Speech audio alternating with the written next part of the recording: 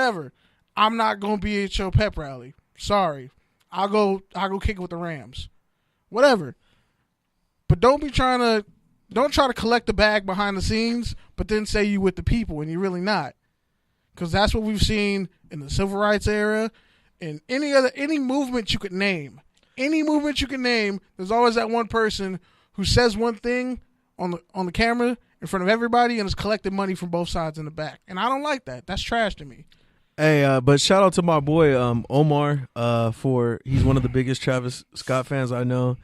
And he was on stage for 1 second. And even he said he was like, I didn't even know he was there. Even he said he lost respect for Travis off of that performance. He basically came in, did his one big song, Sicko Mode, which none of his fans really like, and especially without Drake, and did his signature stage jive, but cornied it up and danced with Maroon 5, and it was just really a lot. Gross. I saw the highlights and I was like, why did Adam Levine rip his shirt off? No one wants to see that old white dad body. But honestly, man, I know I'm in the minority here, but Maroon 5 actually was not that bad. Like, honestly, they were actually pretty good, especially when they came out to the first like 2 of their old songs. Yeah, that was Songs About Jane was a great album. We all agree. That was slapping. And anyone who says Songs About James is a bad album, I'll fight you on the street, male or female. I don't care. Like, you're not gonna slander Maroon 5. They're not Imagine Dragons, but that performance was Imagine Dragons like. I'm just saying. It was. At least it wasn't as bad as Ashley Simpson in the Orange Bowl all those years ago. But yeah, man, I didn't even get to finish my Rams take from earlier. So pretty much what I was saying is Jared Goff pissed down his leg. He had a chance with the ball, 7 minutes left, to drive down. The vision you have since you're a kid, like in 4th grade, playing quarterback in the backyard, driving down to win the Super Bowl versus arguably the greatest team, the greatest dynasty, the greatest quarterback, the greatest coach. And what did he do? He threw a pick, deflated the whole team, and that was pretty much it. He played like he did at Cal with Sonny Dykes when they lost to USC. Yeah, I was actually thinking that same thing when it happened. But what I wanted to say, man, and we've kind of been seeing this angle now that the dust has settled a little bit. The dust from that dry-ass L.A. Rams offense. People were like, that's the Bakersfield Rams. That's the Ventura County Rams. I was like, yo, chill. Everyone was talking about Todd Gurley, how he only got 11 or 12 touches, and basically the Rams. Some Marshawn Lynch rule. I think Colin Cowherd said it. They're 9-0 when he gets over 18 touches, and that pretty much the Rams should be held accountable for either A, not giving him the ball, or B, lying about his health when saying he was healthy when he wasn't healthy. They said he wasn't going to get. They're saying he isn't going to get surgery, which is basically like Cowherd's point, and I don't agree with him a lot. Either you're wrong because you're stupid, or you're wrong because you lied. And his whole thing was, if the Patriots did this, we would not stop talking about it. And the fact that the Rams kind of ducked that whole media outrage is really agenda setting and media bias. Frankly. The Lakers beat the Celtics 129-128. You're late. I know, I just want to say it, but to certain people on courtside who are Celtics fans, suck it. All right, well, you going to finish your football point, or I feel better just look now. At your phone? I feel better now. Yeah, I agree with you, man. Jared Goff, I was really hoping he'd be a franchise QB. And now I'm he definitely has the tools. Bro, have you seen his arm? Man, he's not a strong kid physically. I was trolling all my Rams fans this week, but basically, and I honestly believe this. Everyone's kind of like, oh, the Rams still have more years. They got Goff, they got Gurley. Honestly, they might not ever be back. They might not ever get back. And even if they do get back, is a free agent. And even if they do get back, there's no guarantee you're going to be within a score in the 4th quarter, 7 minutes left in your season, the game of your life. And the defense playing you pretty might much not never out. get that ever again. Edelman had 10 catches for 141 yards. Well, yeah, but then they were giving him that. But then you factor in, okay, you already said Sue. He's a free agent. Saffold's a free agent. Those are 2 crucial veteran starters. Talib is older. You got Littleton and Joyner might be gone, who are probably going to cash out. Littleton will probably come back, but Fowler might cash out. You got Ethan Westbrook, who's even been a reliable guy over the few years, who might cash out somewhere else. And you can't stay in a 3-4 Brockers defense. might get cut. because he's owed $10 million. Yeah. It's non-guaranteed. You can't. Whitworth is 39. Who knows if he's going to keep playing? And Havenstein is okay. Havenstein's a free agent, but Sullivan's old. Sullivan's old. But the kicker is, That's you got to get Goff and you got to get Peters an extension because they're free agents next year. And who do you pick? So who do you pick? One and I'm picking two. Peters. And two, if you re-sign both of those, Goff is going to get $20 million cap hit, easy, if not more. Peters is probably going to get another $12 million cap hit. 15. So front load his contract.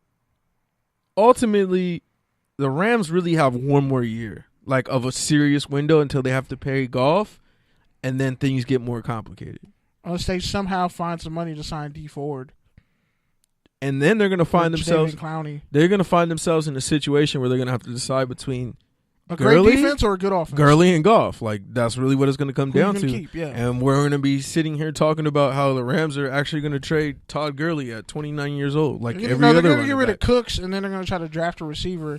And Cooper Kupp is not a number one. Which, receiver. by the way, the other angle I wanted to go on, man. A lot of people were talking about Brandon Cooks and those couple drops that he had in the end zone that could have won it. He would have caught 2 touchdowns. And that's what I wanted to say. God didn't bless him with height. That's what I wanted to say because get off his head. Get off his head. Expecting him to make those throws was a losing solution. He's 5'9", 5'10", bro. It was a losing solution. Like you shouldn't. The fact that he was even able to put himself in a situation to where it was a 50-50 ball and he could make a play on it is really an indictment on how good he is. More so than he didn't complete the catch, so he's sorry. And Goff threw it to him late. There's one where he was like in the middle, like 5 yards away from the end zone, screaming with his hands in the air. Not to mention the Patriots. Goff threw it late. Not to mention the Patriots starting corner was not the starting corner last year, which means he was probably on the scout team going against Brandon Cooks for like literally 20 weeks. McCourty, so I'm sure he knows what's good. McCourty twins, Devin, I think is the free safety, has good range and he's still a good player. He made a hell of a play on the ball, but it's like Goff did his receivers no favors. Where were the Rams tight ends? Nowhere as usual. And McVay and Goff lost the McVay Super Bowl. was supposed to be a tight end. He was a tight end coach by trade. That's what he did. Guess what? He put on Jordan Reed. He put on Vernon Davis. He resurrected his career. Yeah, that's what I meant. I'm gonna say. But by the way, Jordan Reed ain't looking too good these days. Hasn't been in like 4 years. But like that's 2. Nah. He had a couple injuries and then he was kind of good. But either way, you look at. Miami tight ends must not be wearing their chin straps. Jordan Reed went to Florida. Oh, my bad. He was a quarterback. I was thinking of the other Miami tight end with all the Herndon. No, the Miami tight end with all the concussions. Which one? You brought him up like a month ago. Kellen Winslow. No, the other one. The was one. He a former Raider? He was on the Browns. He was on the Dolphins.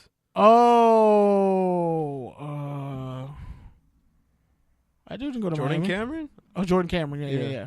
He Cameron went to Jordan. USC. Cameron Jordan. I thought he No, it went was to Jordan Miami. Cameron because Cameron Jordan was the defensive end for the Saints. No, he was at BYU, and then he transferred to USC. He's playing basketball at BYU. I'm just full of GFEs today. Typical. Kind of like the Rams offense. Like it was gross to watch that. I was like, run the ball. They're not the number one rush defense in the NFL. That's what I'm saying. Like. He got out coached, but most importantly, he got intellectually embarrassed. Honestly, though, it's the Marshawn Lynch rule. Like, you don't want to give your best running back, the guy who can actually do things for you, you don't want to give him the ball in the Super Bowl because you want to coach it to victory. Sometimes good coaching is saying, let me give it to the guy who can take it to the house. I don't disagree with you as far as that, but honestly, Marshawn got screwed. Honestly, the difference here is Marshawn showed me something in that game. He was unstoppable that entire game. Gurley did not. That's because they didn't. Gurley didn't even try to get him involved. I would have put him at receiver. They did early. They did early. They gave him 3 consecutive drives of no Mike Anderson, C.J. Anderson, no nothing. It was all him in the backfield. And he was honestly, I really do. He's gonna fight you. And he was honestly on the field a lot of the game, but he was just in pass pro and Goff. I said this. You can check the archives. I said this after the Chiefs Monday Night Football game. Goff is a good quarterback when he has his first read open. Bingo. Beyond that first read, it's an issue. And even working through the progression to where he could get to Goff and get the dump off pass was difficult. I just called something. Jackie, she said, I didn't mind Adam Levine's shirtless performance. Adam Levine pretty much looked and had better stage presence and pocket presence and footwork than Jared Goff did all game. Yeah, I'm not even going to debate that. But yeah, I think it's unfair to say they didn't give the ball to Gurley enough. They didn't give Gurley the ball. They didn't even try to incorporate their tight ends. He really pretty much and was predictable the whole game. Wu just said it. He looked like he had no confidence, and I agree. When Gurley had the ball, or he might be talking about Goff, but I don't think Gurley had it either because that line when wasn't he did have good. The ball, he was not. He wasn't doing anything. The line wasn't blocking good at all. They weren't handling stunts properly. From the highlights I saw, they got out schemed. No, the D line just played with better technique. They just played with better technique than the offensive line did. Honestly, though, they had more gap integrity.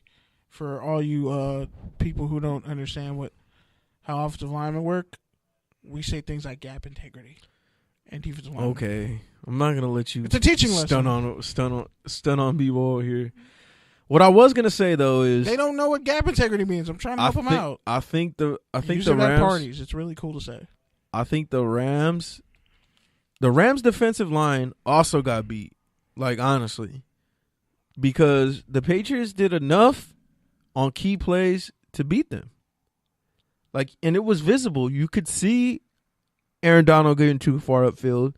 You could see them getting washed. You could see them getting beat. They played the Rams. They went to the textbook. You run misdirection versus an aggressive defensive line. Like, that's football 101. The Patriots did that. And shout out to Wu again because... Wait, is Skype still up? Yeah, it is. And shout out to Wu. All right, call in. Anybody want to call in? And shout out to Wu because he said it. Bill Belichick just proved once again defense wins championships. Yeah, Wu said Gurley. But, I mean, I'd have no confidence, too, if I know I'm not really in the game plan. I'd have no confidence, too, if I didn't listen to you every time we talked. Don't blame me for your experience. Listen. You're not even listening. I listened to you. I just just expounded off what you said. All right, man. Final thoughts on the Super Bowl before we move on. A lot of people expose themselves as fake. These entertainers who swore they were supporting Cap, but collecting bags from the NFL afterwards. And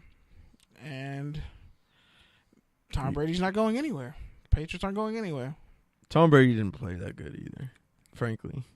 He didn't throw a touchdown pass, but guess what? He should honestly retire. No, he did enough for them to win. Gronk is probably going to retire. I'm not saying he can't do enough to win. And Julian Edelman is not a Hall of Famer. Like, get white fanboy Hey, Twitter what was out Hall of Fame, though, was that NFL 100 commercial? His beard? That shit was lit. That was lit. That was awesome. LT, that was like the Saquon, best commercial I ever had. Odell with the one-hand catch through the table. Yeah. Brian Urlacher clock. Except for that fucking Franco Harris bullshit they had to throw in there. I was hot. That's when I thought we weren't going to cuss. Yeah, well, that's $3 in the invisible swear jar for me. $7 for you. But yeah, I don't feel bad. Fuck Franco Harris. And if you're a Steelers fan, fuck you too. And if you're a Mike Tomlin fan, fuck you too. So that's 5 F-bombs, and you just pissed off a lot of Steelers fans. Yeah, I did. I got a whole terrible towel squad coming through. But yeah, man, before we move out to the combine, Wu shot a question. What are your top three teams next year? Can't believe I'm going to say this. The Texans. Yeah, they got to get their receivers behind. They got to get an offensive line. If they get an offensive line, that offense will flourish. They gotta do some work on the skill positions outside of Hopkins. They have Hopkins, Demaryius Thomas, and they've been trying to get him Achilles, and then they have Fuller was hurt Kiki too. Kiki Kute. He actually played really good against the Colts. But yeah, I think they need another receiver and a left tackle and a right tackle. And the second person, I'm gonna say the Packers. Ugh. I think they're going to do a lot of great things in this draft. They got really good positioning, and then the Saints. Yeah, definitely the Saints are in there for me. You know what?